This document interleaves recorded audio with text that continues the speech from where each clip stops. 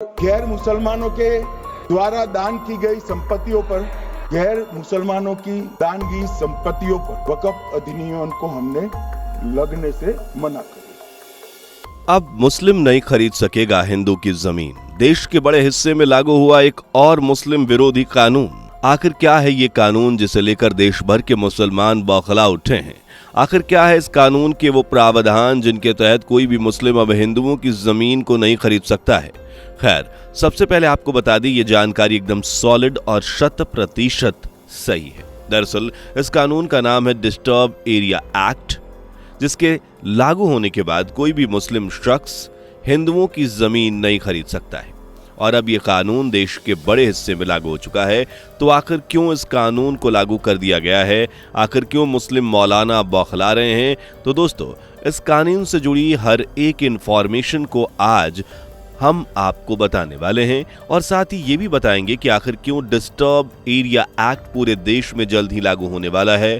तो बस बने रहिए वीडियो के आखिर तक। वीडियो में आगे बढ़ें उससे पहले अगर आप एक सच्चे हिंदू हैं तो सब्सक्राइब करें फैक्ट मंत्रा चैनल को और बेल नोटिफिकेशन को ऑल पर लगाएं ताकि कोई भी वीडियो मिस ना हो।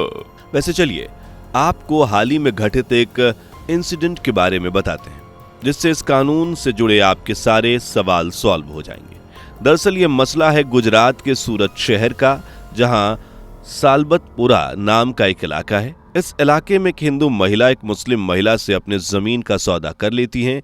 ऐसा इसलिए क्योंकि वो हिंदू महिला उस मुस्लिम महिला को पहले से जानती थी। हिंदू महिला अपनी जमीन को बेचना चाहती थी क्योंकि उसे पैसों की जरूरत थी, और मुस्लिम महिला को वो इसलिए बेचना चाहती थी क्योंकि वो महिला उसे उस जमीन का अच्छा खासा अमाउंट पे कर रही थी। इस तरह दोनों के बीच उस जमीन का सौदा हो जाता है एंड फाइनली वो महिला मुस्लिम महिला को अपनी जमीन बेच देती है। इवन उस महिला को उसकी जमीन का अमाउंट भी मिल जाता है जितने में उसका सौदा किया गया था। लेकिन इसके बाद आसपास के लोगों ने उस हिंदू महिला का विरोध किया क्योंकि वो नहीं चाहते थे कि हिंदू जमीन को कोई मुसलमान खरीदे। इसलिए उन्होंने उस जमीन के सौदे को उस महिला से निरस्त करने को कहा, लेकिन वो हिंदू महिला इस बात को नहीं मानती है। इस तरह जब इन लोगों ने महिला का जोर शोर से विरोध किया, तब मामला जिला प्रशासन तक पहुंच गया। इसके बाद जिला कलेक्टर इस केस की जांच पड़ताल करता है और फाइनली डिस्ट्रिक्ट कलेक्टर इस जमीन के सौदे को निरस्त कर देता है, यानी कि इस सौदे को रद्द कर दिया जाता है। कलेक्टर हिंदू महिला से कहता है कि आप इस जमीन को इस मुस्लिम महिला को नहीं बेच सकती हैं। उन्होंने कहा कि अगर आप इस प्रॉपर्टी को बेचना चाहती हैं तो आपको इसे किसी हिंदू को ही बेचना होगा, यानी कि हिंदू प्रॉपर्टी को हिंदू शख्स ही खरीद सकता है, ना कि कोई मुस्लिम। अब चलिए आपको हम बता देते हैं ऐसा उस हिंदू महिला के साथ क्यों हुआ और आखिर ये किस कानून के तहत किया गया। आपको बता दें, दरअसल इस कानून का नाम है डिस्टर्ब एरिया एक्ट, जो कि अभी पूरे गुजरात में लागू है। इस वजह से सूरत की ये हिंदू महिला मुस्लिम को अपनी प्रॉपर्टी सेल नहीं कर पाई। बता दें कि गुजरात में डिस्टर्ब्ड एरिया एक्ट विधेयक साल 1986 में पेश किया गया और 1991 में इसे कानून बनाया गया। डिस्टर्ब्ड एरिया एक्ट के मुताबिक अशांत घोषित क्षेत्रों में संपत्ति बेचने से पहले कलेक्टर की अनुमति लेना अनिवार्य होगा और इस अधिनियम के तहत हर 5 साल में एक नई अधिसूचना जारी की जाती है और आवश्यकता के अनुसार इसमें नए क्षेत्र जोड़े जाते हैं। आवेदन में विक्रेता को एक हल्फनामा यानी कि एफिडेविट देना होता है, जिसमें कहा गया हो कि उसने अपनी मर्जी से संपत्ति बेची है और उसे सही दाम मिले हैं। अधिनियम के प्रावधानों का उल्लंघन करने पर कारावास और जुर्माना हो सकता है।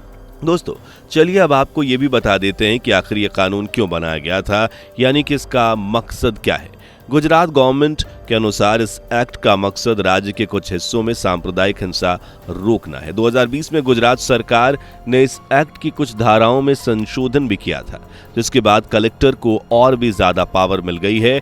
संशोधन होने से पहले कलेक्टर विक्रेता की तरफ से दिए जाने वाले अलगाववाद के बाद संपत्ति को ट्रांसफर करने की इजाजत देता था, लेकिन संशोधन के बाद कलेक्टर को यह पता लगाने का अधिकार मिला कि क्या बिक्री के जरिए किसी खास समुदाय से संबंधित लोगों के बीच अलगाव की संभावना है। हालांकि राज्य सरकार को कलेक्टर के फैसले की समीक्षा और जांच करने का अधिकार भी दिया गया है। अगर मामले को लेकर कोई अपील दायर नहीं की जाती है तब भी राज्य सरकार चाहे तो इसकी जांच कर सकती है। संशोधन के बाद इस एक्ट के उल्लंघन के लिए कारावास को 6 महीने से बढ़ाकर 3 से 5 साल कर दिया गया है। गुजरात हाई कोर्ट में डिस्टर्ब्ड एरिया एक्ट में संपत्ति के ट्रांसफर के कई मामलों को चुनौती दी गई है। अकेले वडोदरा में ही 2016 में समुदायों के बीच संपत्ति की बिक्री के 5 मामलों को चुनौती दी गई है। पड़ोसियों ने बिक्री पर आपत्ति जताते हुए याचिका दायर की थी। इनमें से कम 3 मामलों को कोर्ट ने तीसरे पक्ष की दखलंदाजी को रोकते हुए सीधे सौदे के पक्ष में आदेश दिए। बता दें कि इस संशोधन की संवैधानिकता को भी हाई कोर्ट में चुनौती दी गई है, जिसके बाद अक्टूबर 2023 में गुजरात सरकार ने हाई कोर्ट को बताया कि वह संशोधन पर फिर से विचार कर रही है और नए संशोधन लेकर आएगी। वैसे आपको बता दें कि यह कानून अभी पूरे देश में लागू नहीं हुआ है।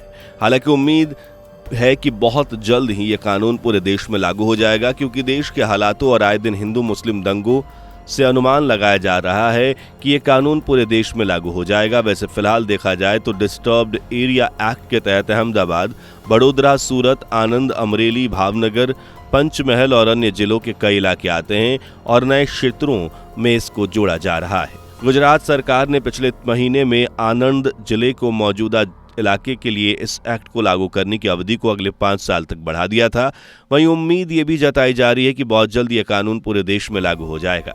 हालांकि ऐसे कई लोग हैं जो डिस्टर्ब्ड एरिया एक्ट नाम के इस कानून का विरोध कर रहे हैं। उनका मानना है कि अपनी प्रॉपर्टी को लेकर इस तरह की कोई भी पाबंदी नहीं होनी चाहिए, लेकिन वहीं दूसरी तरफ हिंदुओं की बड़ी आबादी ने खुलकर इस कानून की सराहना की है और कहा है कि अगर देश में हिंदू मुस्लिम सांप्रदायिकता को कम करना है तो इस कानून को न सिर्फ गुजरात बल्कि पूरे देश में इसे लागू करना चाहिए, ताकि हिंदुओं की जमीन पर मुस्लिम तादाद के अंधाधुंध बढ़ोतरी ना हो।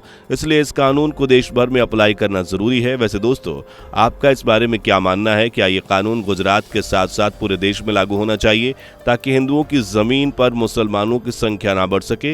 इस बारे में कमेंट में जरूर बताएं और साथ ही इस बारे में अपनी राय कमेंट में जरूर साझा करें। आशा करते हैं कि आपको हमारी ये इन्फॉर्मेशन पसंद आई होगी, इसलिए वीडियो को लाइक जरूर करें और वीडियो को शेयर करना बिल्कुल भी ना भूलें। एंड अगर आप ऐसी इन्फॉर्मेटिव वीडियो देखना चाहते हैं तो चैनल को सब्सक्राइब जरूर कर लें, क्योंकि आगे और भी कमाल की वीडियोस आने वाली है। तो मिलते हैं नेक्स्ट वीडियो में, तब तक के लिए जय हिंद। दोस्तों, आपके स्क्रीन पर 2 और वीडियो दिख रही हैं, जिसे देखने के लिए आप स्क्रीन पर क्लिक करें। दोनों देखिएगा, बहुत अच्छी वीडियो बनी है।